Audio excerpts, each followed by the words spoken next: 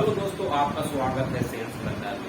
दोस्तों, कुछ समय बाद दरोगा की बहाली आ जाएगी। तो झारखंड सरकार ने गजट पास किया है, उसमें दरोगा से रिलेटेड कुछ संशोधन किया है। तो ये गारंटी है कि दरोगा की बहाली जल्द से जल्द आने वाली है और बहाली आएगी 2000 प्लस बहाली आएगी। तो अब इसकी तैयारी शुरू कर देनी चाहिए। जो स्टूडेंट है जो दरोगा की तैयारी करते हैं उसको अब तैयारी स्टार्ट कर देना चाहिए। तो चलिए आज से हम सोल्व करेंगे जो दरोगा में पूछे गए थे प्री लेवल के मैथमेटिक्स के सारे क्वेश्चन जो प्रीवियस ईयर के क्वेश्चन है। ठीक है, तो आज हम दरोगा का जो क्वेश्चन सोल्व करने जा रहे हैं मैथ्स का सेट 2। तो चलिए वन बाय वन पूरा 20 क्वेश्चन हम सोल्व यहाँ पर करते हैं। तो चलिए हम देखते हैं क्या क्या क्वेश्चन है यहाँ पर। देखिए क्वेश्चन नंबर 1 में है,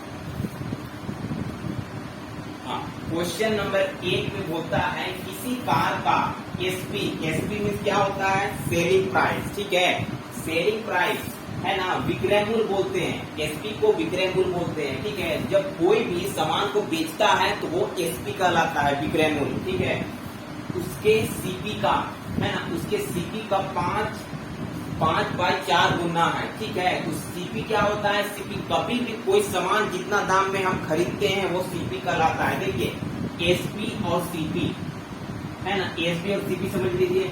ठीक है, एसपी जब हम कोई दुकानदार सामान बेचता है ना, सेलिंग प्राइस होता है। सामान बेचता है दुकानदार तो वो सेलिंग प्राइस, और कोई खरीदता है सामान तो वो उसका कॉस्ट प्राइस हो जाता है। ठीक है, तो देखिए यहाँ पर क्या बोला है? एसपी का है ना, एसपी उसके सीपी का 5/4 है, मीन्स एसपी 5 और सीपी 4।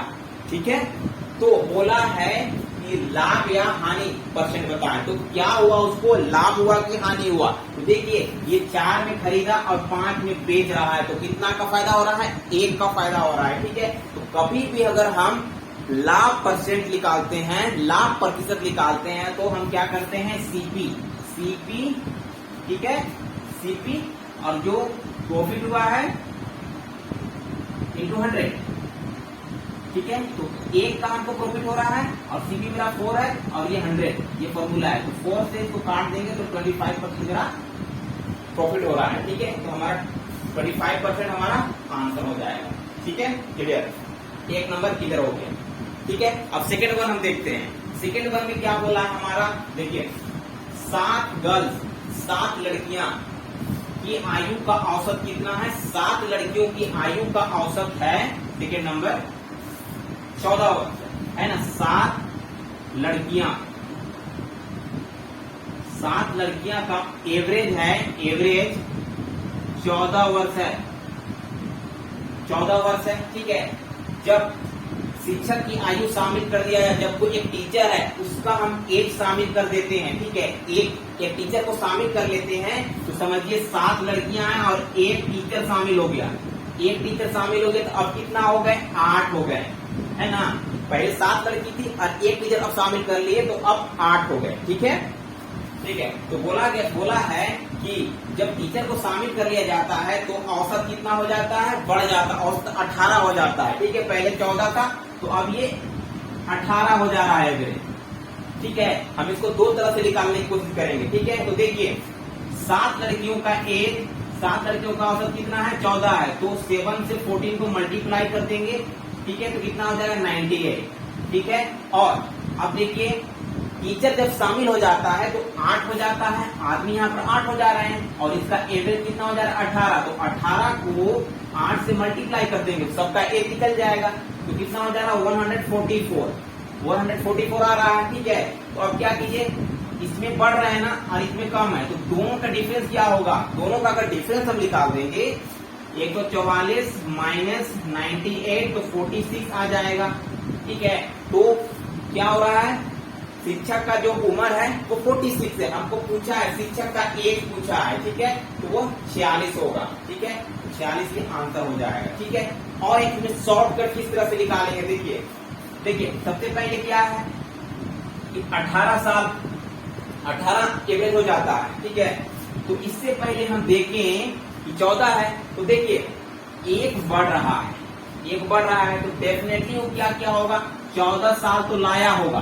14 साल हो रहा है क्योंकि 14 एवरेज है, 14 मान के चलेंगे।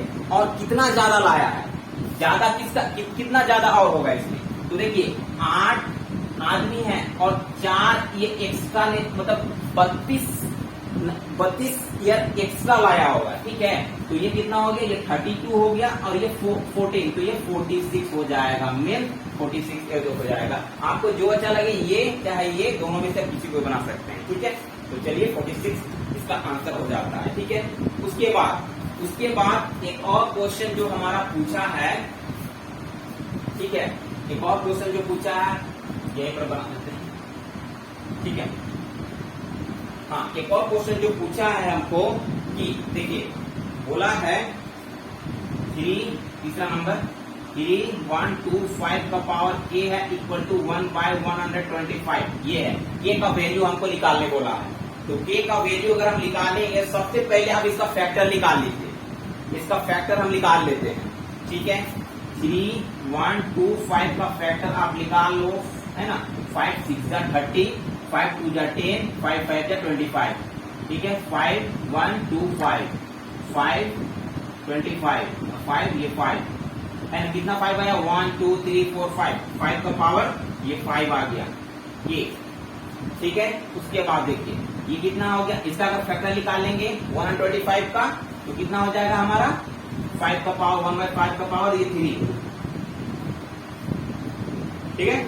तो देखिए इसको मल्टीप्लीकेटिव इन्वर्स अगर हम कर देंगे तो क्या हो जाएगा, ये ऊपर चला जाएगा, -3 हो जाएगा, ठीक है।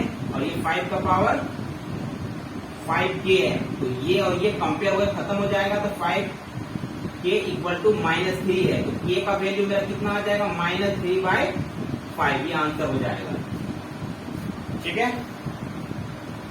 तो 3/5 ये आंसर है, ठीक है। तो अब नेक्स्ट नंबर देखते हैं, 4 नंबर हम देखते हैं, ठीक है।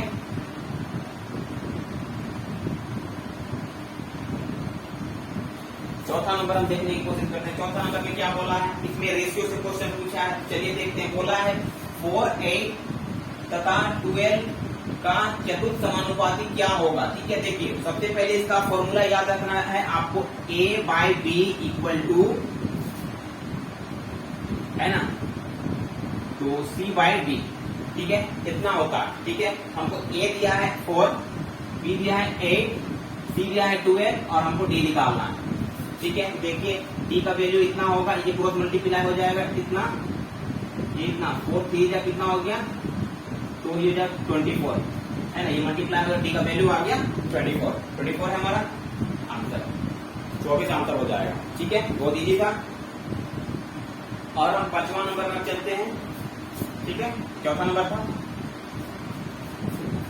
5 नंबर में क्या बोलता है, x प्रोपोर्शनल y, है ना, x प्रोपोर्शनल y दिया है, तो कभी भी अगर x प्रोपोर्शनल y लेंगे तो इसको k का मान लेंगे वैल्यू, है ना, x इक्वल टू k, ये कांस्टेंट टर्म हो जाता है। कभी भी x प्रोपोर्शनल y देगा तो समझिए x इक्वल टू प्रोपोर्शनल हम मान के y लिख सकते हैं, ठीक है। ठीक, तो x का वैल्यू हमारा कितना है, 3 है, तो आप देखिए डायरेक्ट वैल्यू निकालो, x इक्वल टू कितना है, 3 है, ठीक है। और y इक्वल टू मेरा क्या है, 6 है, ठीक है। फिर जो अगला जो 12 दिया है उसमें अगला जो y है उसमें 12 दिया है, तो देखिए कितना गुना बढ़ रहा है, ये 2 गुना बढ़ रहा है, 6 गुनी 12, तो समझिए ये भी 2 गुना बढ़ जाएगा, तो कितना हो जाएगा, 6 हो जाएगा, अगला 6 का, 6 हमारा आंसर, ठीक है। क्लियर, बहुत इजी था। चलिए आगे देखते हैं। अगला क्वेश्चन जो बोलता है, राजा और आदित्य ने 24,000 और 52,000 रुपया निवेश किया, है ना, 24,000 और ये 52,000, राजा और आदित्य, ठीक है। राजा और आदित्य ने 24,000 और 52,000 का निवेश करता है, ठीक है। 4 साल बाद उसको कितना, उन दोनों को कितना मिला है, पूरा मिला के 38,000 रुपया मिलता है, ठीक है। तो 4 साल समझिए, वे लोग 4 साल के लिए राजा 24,000 और आदित्य 4 साल के लिए 52,000 लगाया है, ठीक है। तो देखिए ये 1 साल का है, ये 4 ईयर और ये 4 ईयर, ठीक है। 4 साल के लिए हो गया, इसको रेशियो में ले लेते हैं, ठीक है। ये 0 कंपेयर खत्म हो जाएगा, 0 ये भी खत्म हो जाएगा, ये 4 और ये 4 भी खत्म हो जाएगा, 24 और ये 52, ठीक है। इसको हम क्या करेंगे, काटेंगे तो देखिए कितना होगा। तो 4 से जाएगा 4 6 जा और ये 4 13 जा, इतना रेशियो आता है। ठीक है, कितना रेशियो आ रहा है, देखिए ये राजा का रेशियो, ये आदित्य का रेशियो हो गया। ये 38,000 रुपया हमको फायदा हो रहा है। ठीक है, 38,000। ठीक है, तो देखिए क्या हो जाएगा मेरा, तो देखिए दोनों का हम ऐड कर देंगे, दोनों का रेशियो है, दोनों को ऐड करेंगे तब ना इसका बराबर हो जाएगा 38,000 का बराबर, क्योंकि ये दोनों का रेशियो का ही ये पैसा है। ठीक है, तो दोनों का कितना हो जाएगा, 19x हो जा रहा है और ये 38,000 हो जा रहा है। 38,000 क्यों हो रहा है, 38,000 किस से हो रहा है, क्योंकि दोनों का प्रॉफिट है इतना, दोनों का मिला के प्रॉफिट इतना मिला है। ठीक है, तो रेशियो कितना होगा 19। ठीक है, तो x इक्वल टू 38,000 और ये 19, तो ये 2 से कट जाएगा। 2,000 रुपया एक्स का वैल्यू आ जा रहा है। तो हमको बोला है राजा का लाभ कितना है। ठीक है, राजा का लाभ कितना है, तो राजा का कितना है, ये एक्स। ठीक है, 6x और 13x, तो राजा का 6x है, तो 6 दिया हुआ है और एक्स का वैल्यू कितना है, 2,000 आया है, तो कितना हो रहा है, 12,000 मेरा राजा का आ जा रहा है, 12,000 रुपया। ठीक है, 12,000 का राजा का आ गया।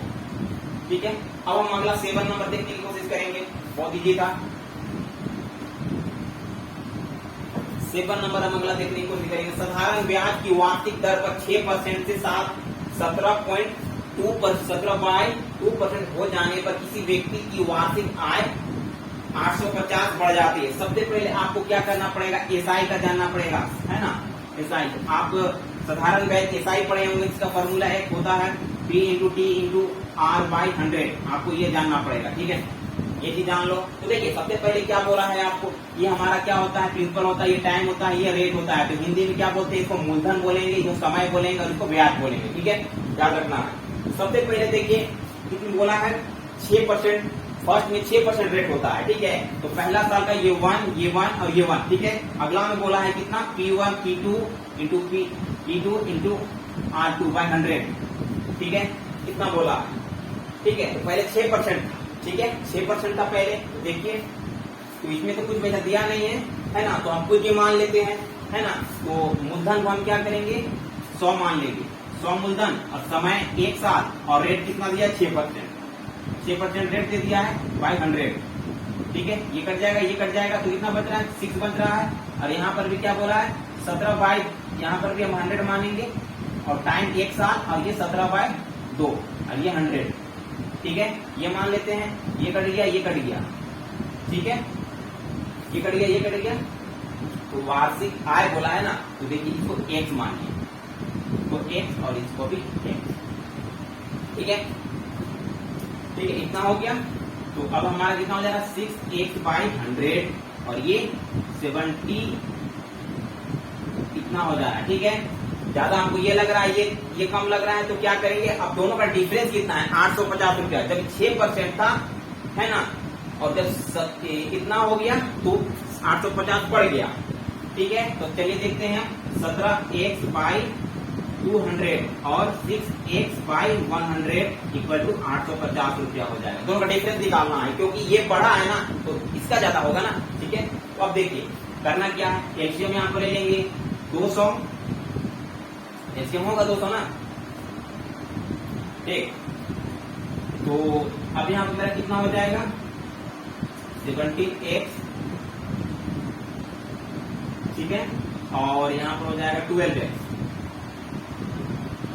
ठीक है, अब देखिए ये 850 और ये 850 है। ठीक है, तो अब देखिए यहाँ पर क्या हो जाएगा, अब यहाँ पर अब इसको हम यहाँ पर सॉल्व कर देते हैं। ठीक है, दोनों में घट जाएगा 5x इक्वल टू ये 850 है और ये क्रॉस मल्टीप्लीकेशन यहाँ हो जाएगा, ये 200 हो जाएगा। ठीक है, तो 5 से ये 70 टाइम में कट जाएगा, तो कितना हो जा रहा है, ये 17 और ये 200, तो कितना हो गया, ये 17,000 34,000 हो जाएगा,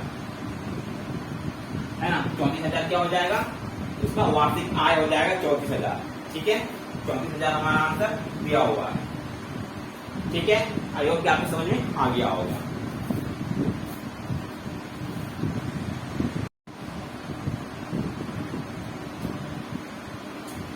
फिर हमारे पास 8 नंबर क्वेश्चन है। 8 नंबर में क्या बोलता है, देखिए 8 नंबर सिंप्लीफिकेशन है, बड़ा ही इजी है। ठीक है, तो हम यहाँ पर देखते हैं 8 नंबर क्या बोलता है, 178 into 7 plus 1.6 into 1.3 minus 75 into 5। बहुत ही इजी है। देखिए कभी भी अगर सिंप्लीफिकेशन अगर आपको सॉल्व करना है तो आप यूनिट डिजिट पे जाइए। यूनिट डिजिट क्या बोलता है, ठीक है, यूनिट डिजिट, ठीक है। देखिए हमारा क्या है, यूनिट डिजिट 3, हमारा यूनिट डिजिट देखिए 3 एक ही है, सिर्फ 1 मिनट अलग है। तो एक बार हम चेक कर लेते हैं कि क्या है यूनिट डिजिट में, ठीक है। तो देखिए 7 अटे यहाँ पर मान लीजिए 56 और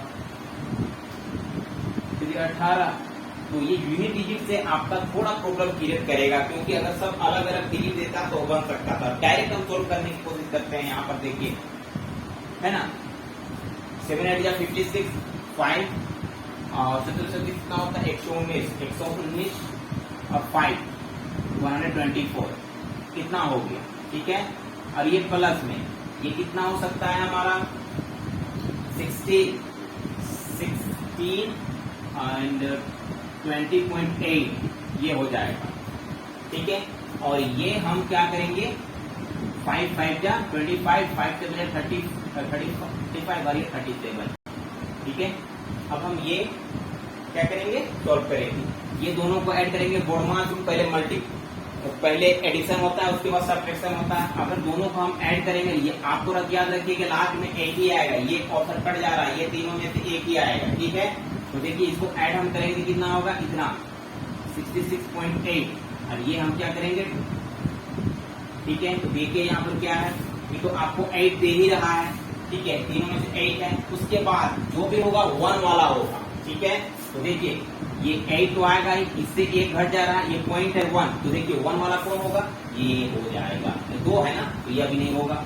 इसके बाद देखिए, और इसके बाद यहाँ पर क्या है 9 आएगा, 9 कौन सा है, 9 यही हो रहा है हमारा, ठीक है।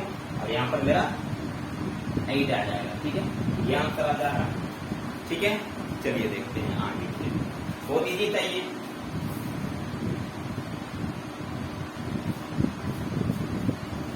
हाँ, नेक्स्ट क्वेश्चन 9 नंबर, अभिमन्यु किसी कार्य को 8 दिन में, रजनीश उसी कार्य को 12 दिन में करता है, ठीक है। तो दोनों मिलकर कितने दिनों में करेंगे, बहुत इजी क्वेश्चन है, ठीक है। तो सबसे पहले क्या करेंगे, दोनों का एलसीएम हम ले लेंगे, एलसीएम ले लेंगे दोनों का, तो कितना आएगा, एलसीएम लेंगे तो आपको आई होप क्या आता होगा, एलसीएम लेंगे तो 4 2 जा 4 3 जा, तो एलसीएम 4 2 और ये 3, तो कितना हो गया 24 एलसीएम हो गया, ठीक है। 24 एलसीएम आ गया ना, ठीक।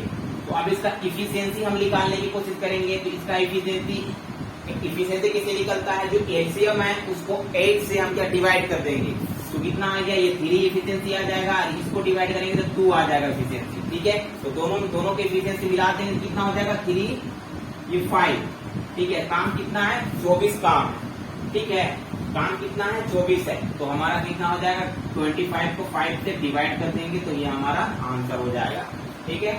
तो कितना हो जाएगा आंसर 24/5, ये हमारा आंसर हो जाएगा, बहुत आसान, ठीक है। चलिए आगे देखते हैं।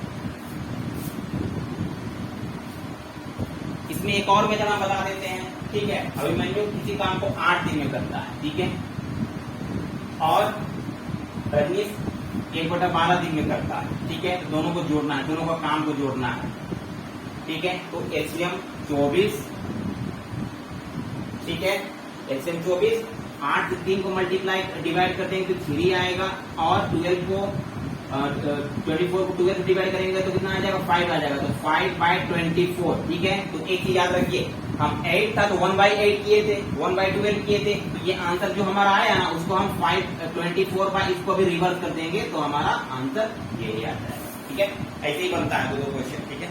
एक क्वेश्चन को 2 तरह से मैंने बताया, ठीक है। चलिए आगे देखते हैं, बहुत आसान। अब आगे क्या बोलता है, सूरज किसी काम को 6 दिन में करता है, ठीक है। उसने 3 दिन किया, मतलब सूरज ने कोई काम को 6 दिन में करता है, ठीक है, और उसने सिर्फ 3 ही दिन काम किया होगा, और जो बाकी जो काम है उसको राजू ने 14 दिन राजू ने 14 दिन में समाप्त कर दिया। राजू ने 14 दिन में समाप्त कर दिया। फिर बोला राजू अकेले कितना दिन में वो काम को कंप्लीट कर सकता था या है। ठीक है, तो इसी काम को क्या कर रहा है, 6 दिन सूरज है 6 दिन में करता है। ठीक है, लेकिन वो 3 ही दिन काम किया। 6 दिन है तो उसको 3 ही दिन काम कर रहा है। ठीक है, 3 ही दिन काम कर रहा है तो कितना हो जाएगा, मतलब ये आधा काम कर रहा है, आधा काम कर रहा है। ठीक है, जब ये आधा काम कर लिया तो आधा काम छोड़ दिया है, आधा काम छोड़ दिया है ना। ठीक है, आधा काम छोड़ दिया है। ठीक है, तो और इसी काम को ये 14 दिन में करेगा। इसी काम को कितना दिन में कर रहा है, 14 दिन में कर रहा है। ठीक है, तो ये आधा काम को राजू फिर से 14 दिन में कर देगा। तो समझिए क्या होगा, ये 14 है। ठीक है, अब क्या कि 14 दिन में करेगा तो इसको हम क्या करेंगे, x/2 इस तरह मान लेंगे। तो इसी काम को ये 14 दिन में कर रहा है। ठीक है, तो ठीक है, x हम मान लेंगे, राजू काम कर रहा है इसको 14 दिन में। ठीक है, तो हम क्या करेंगे, x को क्रॉस मल्टीप्लाई कर देंगे तो 28 हो जाएगा। ठीक है, तो ये 28 दिन में काम कर रहा है। ठीक है, कैसे पता चल रहा है, इस काम को ये 14 दिन में कर रहा है, दोनों बराबर हो गया ना, तो बराबर हो गया तो x का वैल्यू निकल जाएगा। ठीक है, तो 28 दिन में काम ये कर रहा है। ठीक है, चलिए आगे। अब आगे देखिए, यदि कोई रेलगाड़ी की लंबाई 1 मीटर है, तो क्वेश्चन में जिस तरह केल दिया हुआ 1 मीटर मान के चलते हैं। ठीक है, किसी खंभे को t1 सेकेंड में तथा p मीटर लंबे प्लेटफॉर्म को t2 सेकेंड में पार करती है, तो प्लेटफॉर्म की लंबाई हमको ज्ञात करना है। देखिए, ये कोई मैथ्स नहीं है, ये क्या एक फॉर्मूला पूछा है। ठीक है, एक फॉर्मूला आपको यहाँ पर पूछ दिया है।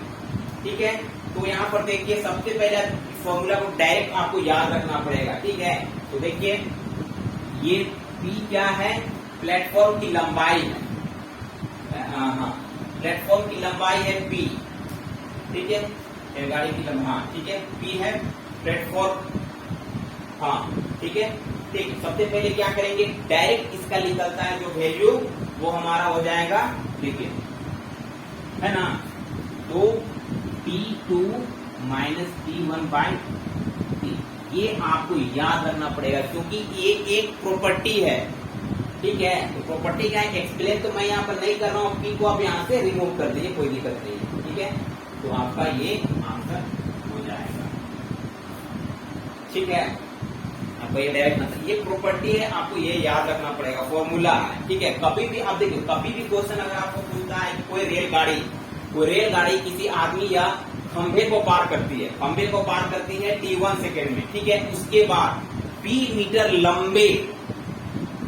लंबे प्लेटफॉर्म को रेलगाड़ी t2 सेकेंड में पार करती है, मीन दो अलग अलग समय में पार कर रहा है। ठीक है, तो हमारा ये फॉर्मूला डायरेक्ट हो जाता है।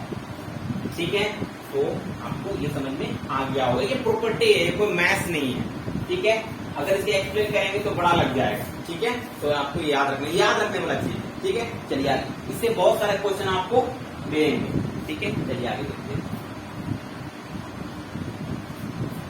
हाँ, इसमें क्या बोला है, यदि धारा के अनुदेश मीन धारा की दिशा में एक नाव की चाल 18 किलोमीटर पर आवर है ना, धारा की दिशा में, तो धारा की दिशा में x है नाव की चाल, और धारा की दिशा में अगर हम जोड़ देते हैं तो कितना, x + y = कितना बोल रहा है, 18 बोल रहा है। ठीक है, उसके बाद बोला है विपरीत दिशा में, जब विपरीत दिशा में जब आता है तो समझिए क्या कर रहे, देखिए कभी भी अगर नाव में आप बैठे होंगे, समुद्र में, नदी में, कहीं पर भी जाइएगा, तो क्या होगा, जैसे अगर ढलावन की ओर चलता है तो जो नाव चल रहा है और जो पानी का जो धारा है उसके साथ बहाव तेज हो जाता है। ठीक है, तो समझिए ये नाव का स्पीड है और ये धारा का स्पीड है, उसमें जुड़ जाता है। ठीक है, उसके बाद जब उल्टा साइड से आता है, ठीक है, जब नाव उल्टा साइड से आता है, पानी ऐसे बढ़ रहा है, उधर से नाव आएगा, तो क्या उसको आने में तो थोड़ा दिक्कत होता है। ठीक है, नाव का चाल तो एक होगा ही, लेकिन जो धारा का जो चाल मदद मिल रहा था जाने समय में ना, वो आने समय में नहीं मिलता है, उल्टा वो रोकने की कोशिश करता है। तो ये क्या हो जाएगा, x - y में उसका नाव का चाल को कम कर देता है। ठीक है, तो ये कितना हो जाएगा, ये 12। ठीक है, अब तो x y का वैल्यू इसे निकल जाएगा, तो बोला धारा ये नाव की चाल है, ये धारा तो धारा का हमको निकालने बोला है, ठीक है। तो दोनों को क्या करेंगे, जोड़ देंगे दोनों को। देखिए दोनों को अगर जोड़ देंगे तो क्या हो जाएगा, ये 2x हो जाएगा, ये प्लस माइनस है तो ये खत्म हो जाएगा, और ये 30 हो जाएगा तो ये 15 हो जाएगा। x इक्वल टू 15, तो x मेरा क्या है, नाव की चाल है। अब हमको धारा का चाल निकालना है, तो x का वैल्यू यहाँ पर हम रख देंगे, ये कितना हो जाएगा, ये 15 होगा ना। 15 यहाँ पर रख देंगे, 15 x की जगह 15, और ये y और ये 18, तो y यहाँ पर है और 15 को इधर ले जाएंगे तो 18 माइनस 15, तो ये कितना हो जाएगा 3, तो मीन्स 3 आंसर हमारा हो जाएगा। ठीक है, बहुत आसान था। ठीक है, चलिए आगे देखते हैं। फिर क्या बोला, सिंप्लीफिकेशन है। 80 का 85% का 60% का 30% हमको निकालना, बहुत आसान है। 80 और ये 85 का 60% और ये 30%, बहुत आसान है। परसेंट जहाँ पर लगा हुआ है वहां पर 100 लगा दीजिए, ऐसे यहाँ पर ऐसे, कितना आसान है। ये कटेगा, ये कटेगा, ये कटेगा और ये कटेगा, है ना। 2 0 0 खत्म, ठीक है। 3 0 यहाँ पर मेरा है, ये खत्म, ये खत्म, ये हो रहा है, ठीक है। अब देखिए 2 से हम इसको 3 काट देंगे, ठीक है। और ये तो ये 5 से कट रहा है, 5 से ये कट जाएगा, 17 आ जाएगा, ठीक है। तो कितना हो रहा है हमारा, देखिए ये 8 है, ये 17 है, ये 3 है और ये 3 है, ठीक है। मल्टीप्लाई करना है, ठीक है, हाँ मल्टीप्लाई करना है तो हमारा कितना हो जाएगा, एक में और परसेंट लगा हुआ है तो यहाँ पर 1 की ऑफ 100 हो जाएगा, ठीक है। तो यहाँ पर 100 बचा हुआ है, ठीक है। तो देखिए अब यूनिट डिजिट में चलो, यूनिट डिजिट सब में अलग अलग दिया हुआ है, सब में अलग अलग यूनिट डिजिट आ रहा है, इसमें छोड़ के, ठीक है। तो ये हमको आंसर यहाँ पर आराम से मिल सकता है। चलिए देखते हैं, 3 या 9 हो जाएगा, 17 टी कितना होता है, 17 टी 36 है ना। तो 9 छक 54 है ना। तो देखिए ये 12.24 बोला है, निकाल सकते हैं, 24 4 है ना। 13 कितना होता है, 13 117, तो ये 121, कौन सा हो जाएगा 21 और ये 22, ठीक है। ये हमारा आंसर हो जाएगा, ठीक है, ठीक है। और ये नीचे 100 है ना, 100 है नीचे, तो क्या होगा, 2 जीरो तक हम क्या करते हैं डेसिमल में, उसको 100 रिमूव करने के लिए यहाँ पर पॉइंट डेसिमल ऊपर हम लगा देते हैं, ठीक है। तो ये हमारा, ठीक है। डेसिमल आपको आई होप कि आपको आता होगा। कभी भी अगर देखिए डेसिमल का कंसेप्ट, कभी भी अगर आपका ऐसे दिया हुआ है, ऐसे इतना आ गया, अगर नीचे 2 जीरो है, अगर 100 को हटा देना है तो इधर देखिए 1 2 2 जीरो है, तो ऐसे करके हम, है ना, 100 है तो 2 जीरो यहाँ पर लगा देंगे, ठीक है। अगर यहाँ पर 3 जीरो होता ना, 3 जीरो होता तो क्या करते हम, काउंट करते 1 2 3 ऐसे करके लगा देंगे, ठीक है। ऐसे होता है, जितना जीरो बढ़ते जाएगा उसी तरह से करते हैं, ठीक है। तो ये आई होप कि आपको आंसर आ गया होगा, ठीक है। चलिए आगे अगला क्वेश्चन क्या बोलता है, अगला क्वेश्चन बोलता है एक संख्या को 50 से गुना करना है। मान लेते हैं एक संख्या है, उसको 50 से गुना करना है, ठीक है, हाँ गुना करना है। लेकिन हम क्या करते हैं, एक से उसको डिवाइड कर देते हैं, विभाजन कर देते हैं, ठीक है। तो इस गलती के लिए कितना का फर्क पड़ता है, ठीक है, परिणाम में क्या परिवर्तन होता है, कितना परसेंट का परिवर्तन होता है। तो मेरा तो नंबर ये 50x होगा, ठीक है, और ये x बाई 50 होगा। दोनों का डिफरेंस आना चाहिए, क्योंकि हमको ये चाहिए और ये तो इतना दे रहा है, लेकिन इसका तो कुछ डिफरेंस होगा, है ना, कुछ तो डिफरेंस होगा ही ना, ठीक है। तो क्या हो जाएगा, अगर हमको एलसीएम ले लेंगे तो ये 2500x और ये कितना हो जाएगा, देखिए 0.02x ये हो जाएगा,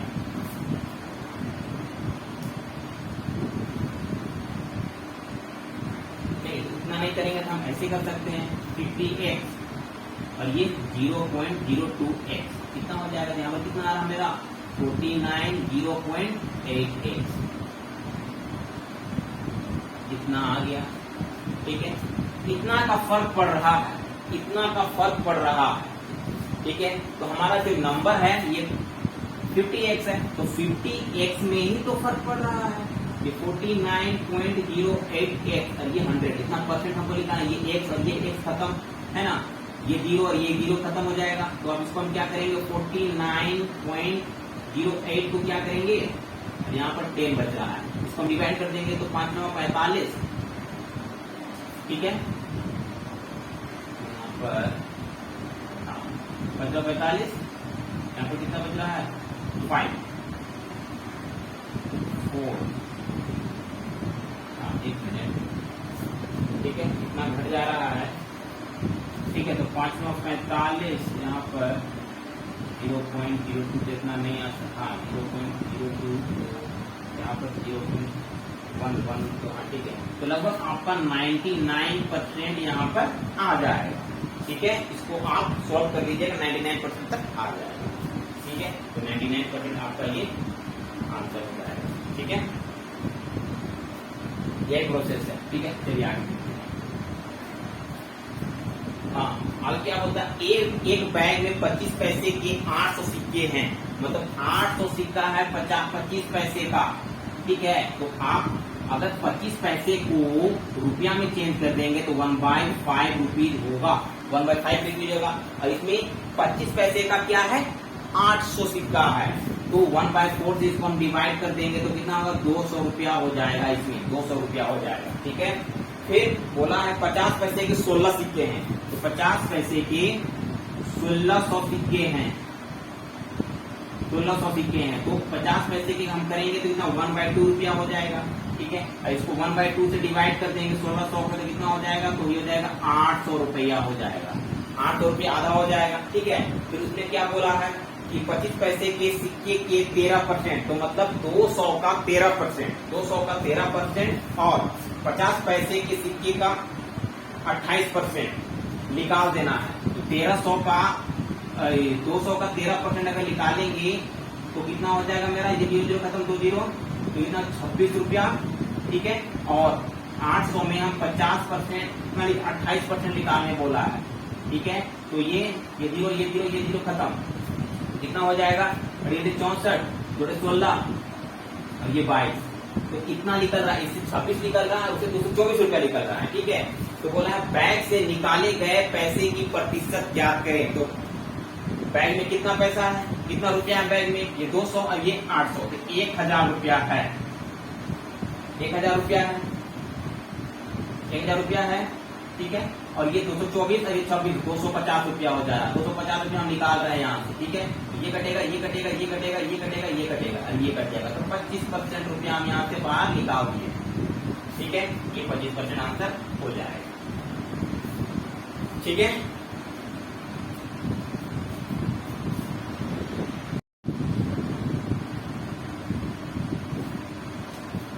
क्वेश्चन 16 नंबर चलिए यहाँ पर देखते हैं, 16 नंबर में क्या होता है। एक फल विक्रेता के पास कुछ सेब थे, वह 60% सेब बेच देता है, ठीक है। अभी भी 2800 सेब बचे हुए हैं। देखिए कभी भी अगर परसेंटेज का प्रश्न अगर सोल्व करना होता है तो सबसे पहले क्या करते हैं, परसेंटेज में आपको एक चीज जानना पड़ेगा, कभी भी प्रतिशत कम पढ़ते हैं तो 100% आपको मान के चलना पड़ेगा, 100% प्रतिशत, ठीक है। तो सबसे पहले देखिए इसने बोला 60% बेच देता है, कभी भी परसेंटेज का यही रूल है, किसी भी परसेंटेज को सोल्व करेंगे तो 100% आपको मानना पड़ता है। तो 100% में से 60% वो बेच दे रहा है, 60% बेच दे रहा है, तो 40% उसके पास बच रहा है, 40% बच रहा है, ठीक है। तो 40% बच रहा है और 2800 सेब भी बच रहा है, तो 40% इक्वल टू 2800 तो होगा, ठीक है। 40% इक्वल टू 2800, ठीक है। और तो ये 2800 है और ये 40% है। कभी भी अगर कोई नंबर में परसेंट लगा हुआ है, वो परसेंट को हटाना है तो 100 से डिवाइड कर देते हैं, ठीक है। यहाँ परसेंट लगा हुआ है तो ये 40 हो जाएगा और नीचे 100 हो जाएगा, ठीक है। तो 20 100, ये 40 और ये 100 ऊपर चला जाएगा ऐसे, ठीक है। ये बस तो ये कटेगा ये कटेगा ये कटेगा, ये 7 से कट जाएगा, तो ये 70 और ये 100, तो टोटल 7000 सेब उसके पास था। बहुत ही आसान, ठीक है। चलिए आई होप कि आपको समझ में आ गया हो ये आंसर, ठीक है। नेक्स्ट हम देखते हैं, ठीक है। नेक्स्ट हम देखते हैं कि बोला है ताश ताश की गड्डी से 5 पत्ते खींचे जाते हैं। ताश की गड्डी में कितने होते हैं? 52 पत्ते होते हैं, 52 होते हैं। ठीक है, ठीक है। क्या क्या होता है? चिड़ी होता है, फिर से ईट होता है, हुकुम होता है, इक्की होता है ना। तो देखिए 2 होते हैं, रेड 4 होते हैं, लेकिन रेड और ब्लैक मिलेगा। ठीक है, तो रेड और ब्लैक ही मिलता है कलर में। ठीक है, तो बोला है इसमें कि हम 5 यहाँ से खींचते हैं, 5 पत्ते खींच लेते हैं। और बोला है जो होगा 3 होगा रेड होगा और 2 होगा ब्लैक होगा, 2 होगा वो ब्लैक होगा। ठीक है, 2 ब्लैक बोला और 3 रेड बोला। ठीक है, तो करेंगे क्या?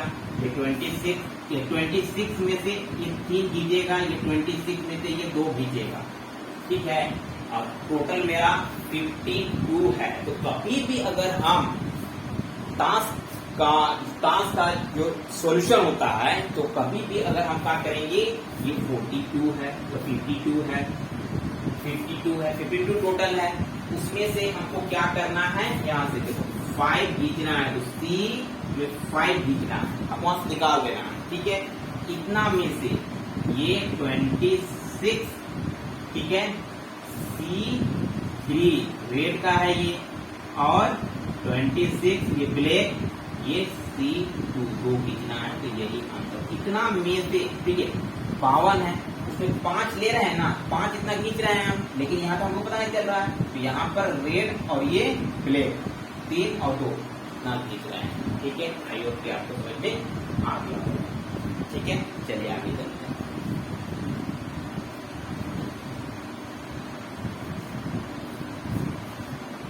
आगे देखिए, 2 पासों को एक साथ फेंकने पर दूसरे पासे पर 3 से बड़ा अंक आने की संभावना क्या है? पासा आपको समझ में आता है, ये पासा हुआ है ना, इसमें नंबर दिए हुए होते हैं चारों तरफ।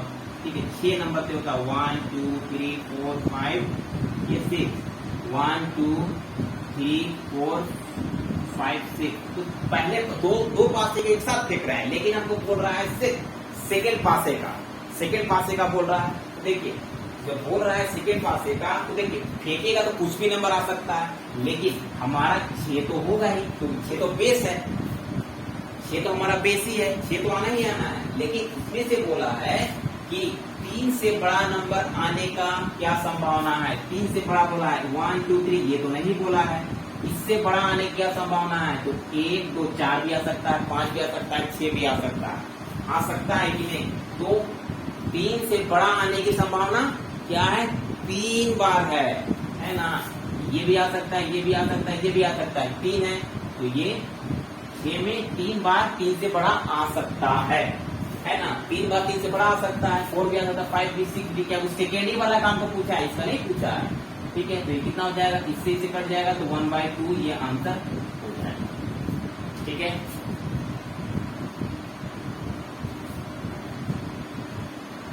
आगे देखते हैं। ये नंबर 19 नंबर क्या बोला है? 10x = 12। कभी भी अगर 10x से कुछ क्वेश्चन होगा तो आपको ये राइट एंगल ट्रायंगल बनाना पड़ेगा, A B C। ठीक है, 10x तो 10x का 10 का फॉर्मूला क्या होता है? 10x का अब हमेशा याद रखोगे, ये परपेंडिकुलर, ये बेस और ये हाइट, ये याद रखना है। ठीक है, ठीक है। तो देखिए अब एक चीज मैं बताना चाहता हूँ ब्रीफ में। साइन थीटा का क्या होता है? B/x। कोस थीटा का क्या होता है? B/h। आपका टेन थीटा का क्या होता है? ये हो जाता है P/b।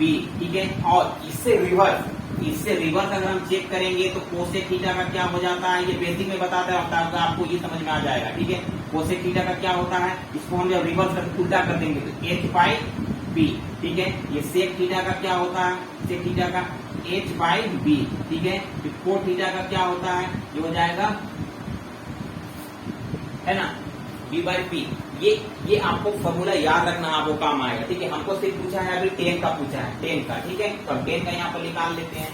ठीक है, 10 का यहाँ पर हमको पूछा है, ये बेसिक आपको ये समझ में आ जाना चाहिए, क्योंकि ये बेसिक आपसे नोट कर लो, काम आएगा आगे। ठीक है, तो हमको इसमें से 10 का सिर्फ पूछा है ना। 10 का क्या दिया है वैल्यू? ये 12/12 12/5, तो हमारा P होगा ये P और ये B, तो यहाँ पर ये कितना हो गया P, यहाँ पर ये 12 हो गया ये, और ये B बोला है ना, तो ये 5 हो गया। ठीक है, 5 हो गया, आप इसे नोट कर लीजिए, इसको हम निकाल लेते हैं। ठीक है, तो ये 12 हो गया और ये 5 हो गया। हमको क्या बोला है, साइन थीटा और कोस थीटा निकालने के लिए बोला है। ठीक है, तो कभी भी हमको देखिए ये वैल्यू देखिए, तो साइन थीटा में क्या होता है, मैंने बताया था अभी P/H, और कोस थीटा में क्या होता है B/H। तो हमको देखिए यहाँ पर B दिया हुआ है, H दिया हुआ है, और B भी देखो, B का वैल्यू P का वैल्यू दिया है, और B का वैल्यू हमको H का वैल्यू नहीं दिया है, H का वैल्यू हमको निकालना पड़ेगा। तो इसका एक फॉर्मूला है बाई पाइथागोरस थ्योरम से कैसे निकालेंगे, देखिए ये बी स्क्वायर है ना, ये B square equal to H square, ये फॉर्मूला होता है। ठीक है, डायरेक्ट फॉर्मूला होता है, इसका जोड़ इसका स्क्वायर इसके बराबर होता है पाइथागोरस से। ठीक है, तो अब देखिए हमको एच निकालना है। ठीक है, एच निकालना है, तो बी का वैल्यू कितना है 12 दिया हुआ है, स्क्वायर में चल जाएगा, बी का वैल्यू कितना है 5 है, तो ये भी स्क्वायर में चला जाएगा, एच का वैल्यू हमको निकालना है। ठीक है, तो ये 144 और ये 25 है ना, और ये एच में स्क्वायर है, तो इसको हम ट्रांसफर इधर करेंगे तो ये कितना आ जाएगा, रूट में आ जाएगा, ये 169 हो गया है ना, और ये एच। ठीक है, ये 169 है, इसका अगर हम रूट और एच निकालेंगे, रूट निकालेंगे तो देखो 69 का कितना होता है 13 होता है। ठीक है, तो एक बराबर मेरा कितना आ गया 13। ठीक है, अब हमको क्या बोला है इसमें, साइन एक्स और कोसेक्स बोला है। देखिए यहाँ पर देखते हैं, साइन एक्स और कोसेक्स बोल दिया है, यहाँ पर साइन एक्स का वैल्यू कितना हो जाएगा, साइन एक्स का वैल्यू कितना हो जाएगा, अब हमारा देखिए यहाँ बता देते हैं, साइन एक्स और कोसेक्स बोला है, साइन एक्स इंटू कोसेक्स है ना। साइन एक्स मेरा कितना होता है P/H होता है, तो P मेरा कितना था, P तो मेरा 12 था, और H बोला है, H हम 13 निकाले हैं। ठीक है, कोसेक्स कितना है, कोसेक्स B/H है, तो B कितना है मेरा 5 है, और H है, H कितना है 13 है, तो कितना हो जाएगा ये 60/169, ये आंसर हो जाएगा। ठीक है, ये आंसर आ जाएगा। ठीक है, अगर ये समझ में आ गया होगा। ठीक, आगे देखते हैं, चलिए आगे देखते हैं, लास्ट क्वेश्चन है, एक छोटा सा एक घोड़ा लिखते हैं, एक घोड़ा एक खंभे से बंधा, एक खंभा है इस तरह से, यहाँ पर हम घोड़ा को बांध दिया है। ठीक है, घोड़ा को बांधा हुआ है, रस्सी के सहारे से बांधा, घोड़ा रस्सी को सीधे रखते हुए एक वृत्तीय कक्ष में घूमता है ना, सीधे रखते हुए ऐसे करके एक वृत्तीय कक्ष में ये घूम जा रहा है।